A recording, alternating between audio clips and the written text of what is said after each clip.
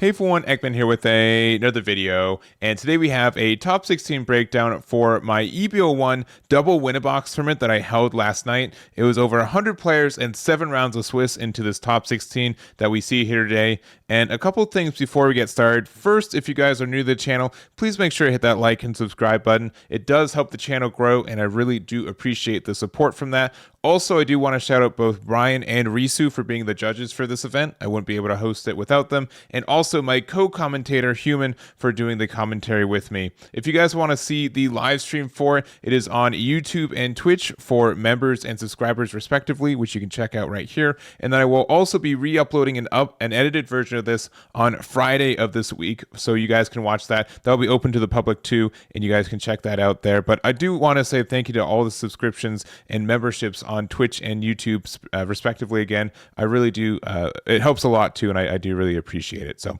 that's kind of what I have to go down. We're just going to go over the event now as is, but again, it was held last night, May 7th, 127 players, 7 rounds of Swiss best of 1, and there are the streams. So if you guys want to see on the deck list, they are also on my website, Egman Events, which is linked in the description, and let's just jump on into the leaders. So this is, the first event, first week of EB01, so I think a lot more people are doing experimentation. I do know it's 127 people, but it's more of just like a giant locals, so you kind of make sure to keep that in mind when looking at what decks are doing well and just the breakdown. But I am really pleased with the amount of diversity that this event had. For the top 16, we had 4 copies of Star Deck 10 Trafalgar Law, 3 Sakazuki, 2 Newgate, 2 Enel, 1 Star Deck 11 Uta, 1 Yamato, 1 Sabo, 1 Gecko Moria, and 1 Monkey.D.Luffy. So honestly, from where we are at, where it's the big 3 of Sakazuki, Moria, and Katakuri taking up 75% on average of the top 16 and of the leader breakdown, they're not even in half on this one, which I think is really fun. So and Katakuri didn't even top 3 people took the deck for this event too. I think a lot more people are testing out Enel again for this one. And just seeing this shift from, a half set kind of thing, I think is really interesting. And it's kind of giving me hope that maybe there's going to be some diversity in the next couple weeks for EB01. Still kind of wish that the Sakazuki ban hit earlier than that, but I do think it's in a good spot too. So honestly, it was a lot of fun. It was really easy to find some diverse matchups for the event. And again, it was serious. There was prizing on the line, but it is, I think, again, a giant locals at the end of the day. So because of that, there's some decks that might not be able to do as well, maybe at a regional level, but it was really cool to see play, and there's some really interesting matchups for it. So I don't really have much more to say on that kind of low end, but I do want to go over every leader that topped for this event, which again, we got 9 different leaders top this event, which I think is really impressive for 127 people and just how big this event was in general. So anyways, we're going to go over each one of these lists, starting off with our each one of these leaders, rather, starting off with our winning leader, which is Cameron with the Sakazuki. And I think it's a bit of a shame that we do have so much diversity in this top 16, and Sakazuki still wins it. So I don't think it's a bad thing necessarily, and I think there's still diversity, but don't just see that Sakazuki won and thought that, oh, this meta is just kind of done, because I do think there's a lot of room for experimentation in a lot of ways. But Sakazuki only got buffed from EB01 technically. We do have the new 2K T-Bone, which is a Navy type, which means that you can search it off the brand new into Shigi, the fact that Rebecca can add it from trash to your hand, and it has a kind of relevant on-play effect, which being able to KO 2 or less just by playing it. So not a terrible card. It's just like another card removal. And, we used to play Virgo in this spot, and so this Virgo would never be played, but sometimes you would play this T-Bone if you need to get removal on something too. So the winning build was also the Navy HQ build, which I think is a little bit more popular. Just with Red Purple Law being around in this meta too, they just have so many 4-drops that exist, and there's some need for an additional -1 all the time as well. So I think it's worth it in this meta. I think that we might see the Marine Ford version being a little bit better than I'd say the standard version, but we'll have to see what it looks like in the next couple weeks as well. But other than that, just kind of the standard package that we've been seeing for Sakazuki. So nothing more to say on a deck building. I do think it does still take a good amount of skill to pilot this deck and make the decisions for it, and Cameron was able to do that for this event too. So congratulations to Cameron for their finish. And just with Sakazuki, we got one more month with it. We'll see if it continues to top. I think it will, but I guess we'll see there too. So anyways, next up we do have Trafalgar Law, which is the new deck on the block. This is Koty's version of it here. And I do like the fact that Trafalgar Law has enough tech options that you do have some diversity in the builds just based on what they're using. I think the newer card that I don't see as often, but I see in this build is the Tony Chopper. It's a 3-drop blocker, so not too bad. It's a 4K, so you do need to some removal in some cases for it. It's a blocker, and then Dawn ×2 when attacking. Give up to one of your opponent's characters minus 3K power for the turn. So being able to be like a 6K attack, but then also being able to be a version of like the Gordon, I think is very strong. I see a lot of people run like 4 copies of Gordon and 4 copies of Raise Max, but Koty's version specifically did not do that. They're only playing the Gordon for it, which I thought was interesting. So that means you do get a little bit more flexibility on less copies of bricks. We are playing 4 copies of Trafalgar Law, which is helpful for getting things into range too. So this was able to get, with leader effect, this gets rid of 5Ks or less, and this gets rid of 6Ks or less. And then Tony Chopper is the same kind of thing. So I think that's impactful. And then we also have the 7-drop Ace as a top end for additional removal. It's pretty easy to play this on turn 7, use the -3 effect afterwards, and get rid of a 6 or less with this Ace. And you can maybe even do some trades on some stuff that's already rested. So I think that's good. If you're not playing, 4 copies of Raise Max as well, I think Ace is good as an inclusion for this one. And then we do have the Bond Clay, the new cards. Like the rest of the stuff I think is pretty standard for the deck. But that's kind of the alternative ways to get the removal based on giving minus power, I think is unique in this build specifically from Koty. So that's really it for this one. I think Red Purple Law is going to be quite the force in the next set, and probably going to be one of the big 3 going into it as well. So not much more to say, but congratulations to Koty for their 2nd place finish with this one. Next up we have Newgate. So we have Zachary here with their copy of Newgate. We got 2 Newgates in the top 16 for this one, and he's just kind of the leader who just won't go away completely, right? Definitely not as good as it was in previous metas, and I do think it's kind of in the set where if your opponent has like a somewhat like suboptimal play, Newgate really is able to take off. I also think like Sakazuki can be one of its better matchups, and Trafalgar Law at times where you are just kind of difficult to hit down without your opponent having their own copy of Shariah, and because of that, it's in a good spot in that. I think you're good against Enel sometimes, though I think Enel was able to stabilize in a lot of situations, and Sakazuki too. Again, you just have so many rush cards, and if they're not able to efficiently remove your cards while doing it, it's in a I think Newgate has a bit of the advantage. So it's a very personalized build for this one. We see lots of 1s and 2s, which is interesting to see. Like the Otama 1 copy Shariah, as well as having some Bad Manners Kick Course, 1 guard point, and a jet pistol of all things too. So a very personalized list. Again, I think Newgate's going to continue to be on that kind of fringe where it is still able to take advantage of some players who don't know the benefits, or, the way to play against Newgate. Sometimes it just hits very hard consistently and is able to be aggressive enough against some of the slower decks too. So not much more to say, but congratulations to Zachary for their 3rd place finish with Newgate. And then for 4th place, we do have Antonio with Star Deck 11 Uta. I have tested with this build 50 cards for 50. I think this is pretty close to the build for the deck. There's been, this build has done very well. And since we are so needed to play the film cards, this is, I think, standard for what Uta looks like for this one. Specifically, we do have like the Bluno blocker new from this set. It's just kind of a better copy of Bart, just because we do want to play it off the Eustace Kid. There are a lot of decks in this format that get punished by this card existing. I think Sakazuki is one of the few that does not. It's pretty easy for the deck to remove this card, but so many other ones do not have the options to do that. Red's not super prevalent, meaning that they don't get like the minus cost for it. Gecko Moria can remove this card, but it's a little bit expensive at times, and usually it kind of gets at the point where you remove this by giving up some better turns on tempo, unlike Sakazuki, which can get it removed and also build the board. And then additionally, like yellow gets hit by it very hard, which I think yellow is pretty healthy across a lot of different decks right now. So because of that, I think it's very strong for what this meta looks like. I also think that red yellow gets to or like it gets rid of black yellow Luffy pretty good.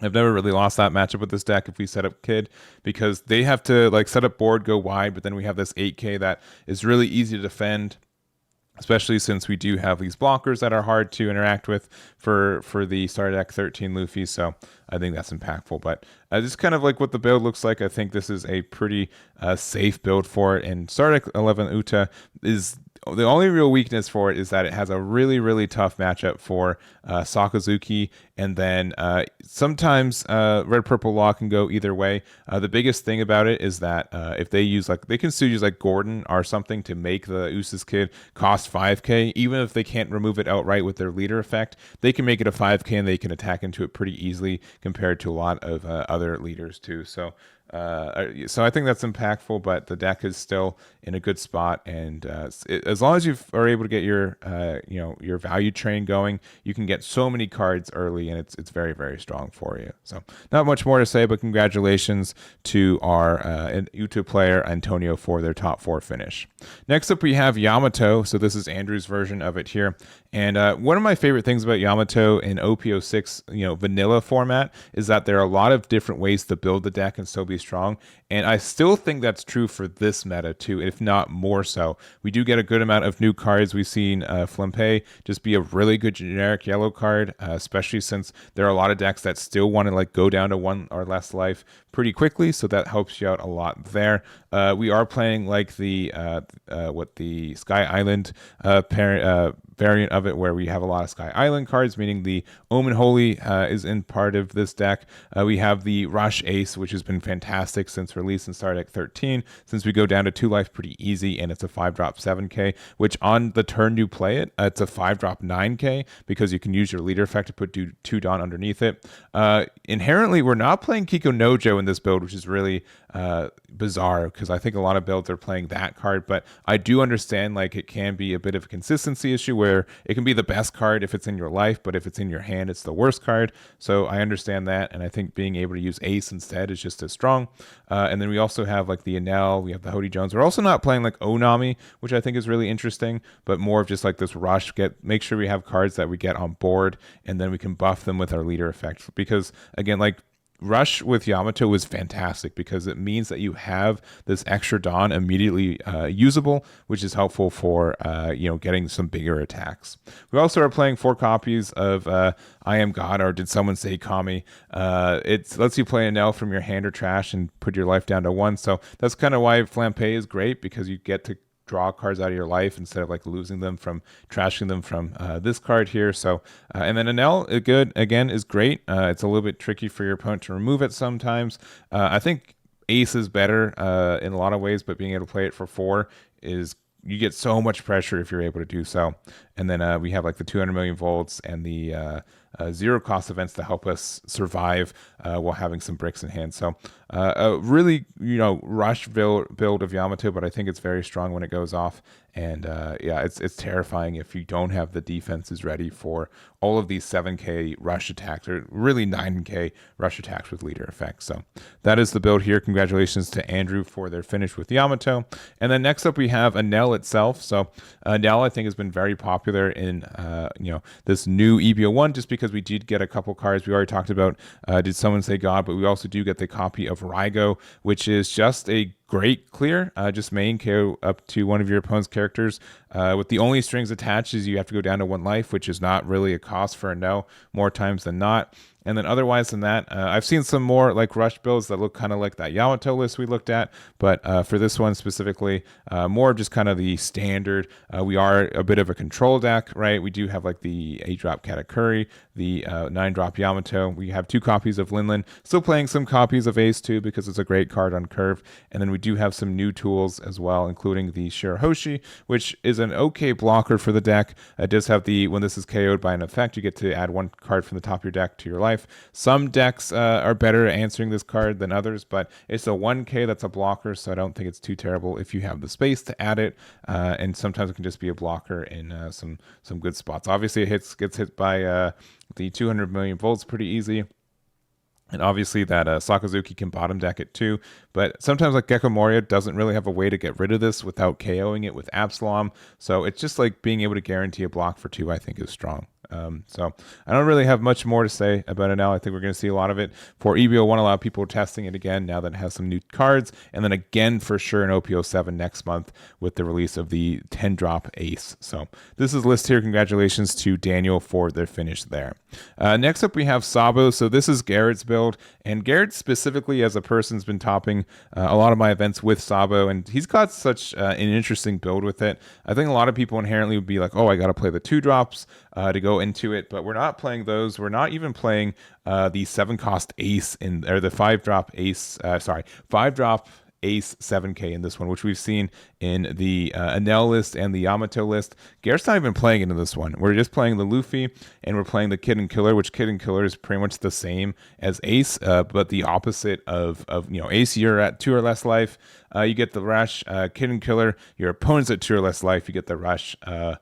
You still get rush anyways, but you become a 7k, which is very strong. So I think the fact that this list is really unique, doesn't play, I would say, a lot of the obvious cards, means that there's a room for cards that are not as typical or maybe you're not used to, and you get some advantage from it too. So I do like the idea of that. We are playing 2 copies of the Shirahoshi in this build as well. We're playing some Charlotte Cracker, which I saw in one of the matches just get a really, really early double attack, which is really helpful for being in range for your Kiko Nojos. And then, yeah, just the tiny Revolution Army package like Karasu, if you're able to set this up, is silly strong, being able to make a leader 4k or get the reduction on something else. We have Luffy as well as a great finisher, and just kind of the whole package. So a really unique build. Garrett's been running some really unique builds for this leader in the last couple of weeks, and every week it's a little bit different, and especially with the addition of EB01, we get some new cards like that Kid and Killer to help you out. So it's going to be interesting to see what he comes up with the next one. And this list here, congratulations to Garrett with their finish with Sabo. And the next up we have Gecko Moria, which I'm not used to seeing this deck so far in the end of the video, but it definitely didn't do super well in this event in particular. We did have it be like, the 4th best or 4th most brought leader for the tied for 3rd, I guess, right? Because both 18 for Sakazuki and Moria, but it only got 1 copy in the top 16. So I'm curious to see why that is. I do think like it does have like a really good matchup in a red purple law too, which was a really popular leader for this format or for this event, but I do think maybe people are experimenting. This build has some interesting text with it. So this is the list from Piper. And we're playing the 6-drop Sakazuki, which I've seen teched every once in a while. We're also playing Isho, which is great for some card removal on play. If your opponent has 6 or more cards in hand, they have to trash 2, which is really good. And then we also have like the new edition of the Brook. So this has an on play when attacking, give it to one of your opponent's characters -1 cost during this turn. Then KO up to one of your opponent's characters at the cost of 0. So if we end up going second, I could see this being like another copy of Hina. Obviously not as impactful, but if you're trying to get rid of a 3 or less, which is not too terribly hard to see at that time, we are able to like use Brook and then go to Absalom and get that effect off. We also have some times where we can get Brook off of the Rebecca, which lets us get like a -1 on something too. So I could see some synergies with it. I think this probably might be better in Sakazuki because we already have so much good removal or like cost reduction in that deck as is. But Moria is not like the worst ad with it, and you can get some compound stuff with it, especially since you can just play it out and use it. Only thing is that it's only a 4K, so you do get some, you do have to bump it up by putting a Dawn to it on times, and I think Moria is a little bit less flexible when it comes to Dawn management compared to other leaders, but you can still get the benefits for it. So other than that, I think a pretty standard list for the Gecko Moria, and I think Gecko is going to still do very well in this format. I still think it's one of the best 3 lists for leaders for the format as well, but it was really curious to see it do underperform for this event in particular. So don't have much more to say, but congratulations to Piper for their finish there. And to wrap it up, we do have Star Deck 13 Luffy, and I will say this is probably the most unique build I've seen of this deck. There's a lot of interesting tech cards for it. So this is Daniel's version of the list. In particular, we see kind of like a little bit of this Thriller Bark package for it. So we have like 2 copies of Corgi, which on play look top 5 cards of your deck. place 2 cards in the trash and then place the rest of the bottom of your deck in any order. So this lets us put like 5 costs into our trash if we need to. Are also 2 cost boys are also Gecko Moria, which we can then get back with Dr. Hog back. So I think that's a neat little combo. Same thing with Terran being able to on play or on KO just trash the top 3 of your deck. Since we just have so many ways to recur cards, with, you know, our Luffy leader lets us get from the trash into our life, and then we're also able to, like if Gecko Moria is like one of the cards that we get so much value with this deck as well. So being able to get the Gecko Moria a little bit more consistently with Hogback being able to find it, and also like Sabo being able to cycle for it. It's a really, really unique deck that I haven't really seen from others, so I think that's important to note. Like we have like the addition of like also the new Viola, which is a great blocker, and also lets us, if we need to like heal for the turn, we can use our Luffy effect, discard a card from our hand, put 2 cards that cost 5 into our life, and then we just play out Viola. We get that heal too, which is also great because we can do something like in between where we use Viola's effect, we put a 2K and like maybe like a Sabo into our life, and then we can get them back later. Or I don't know, like we just get some great effects from it as like a blocker. And sometimes like we want to rearrange our opponent's life. Sometimes we need a blocker in general. We can also like if we play this off of like Gecko Moria, we can play Viola and then like put everything face down in like one of the 2-drop boys and get that like extra heal, which is strong. So I think there's some really great synergies with a lot of these, and it's again a very atypical list, very interesting, and I kind of want to test it myself to see what I think about it. So this is Daniel's list. Congratulations to their top 16 finish with this one, and that's going to be it for this event. Again, thank you guys so much for just supporting these events. They've been really fun, and I'm happy I was able to host this one for you guys. This will probably be my last one for a little bit, and probably until OPO7. But if that changes, I'll let you know. So make sure to check out my socials, and that's going to be it for this one. So again, thank you guys for watching. I really do appreciate it, and I'll catch you all next time.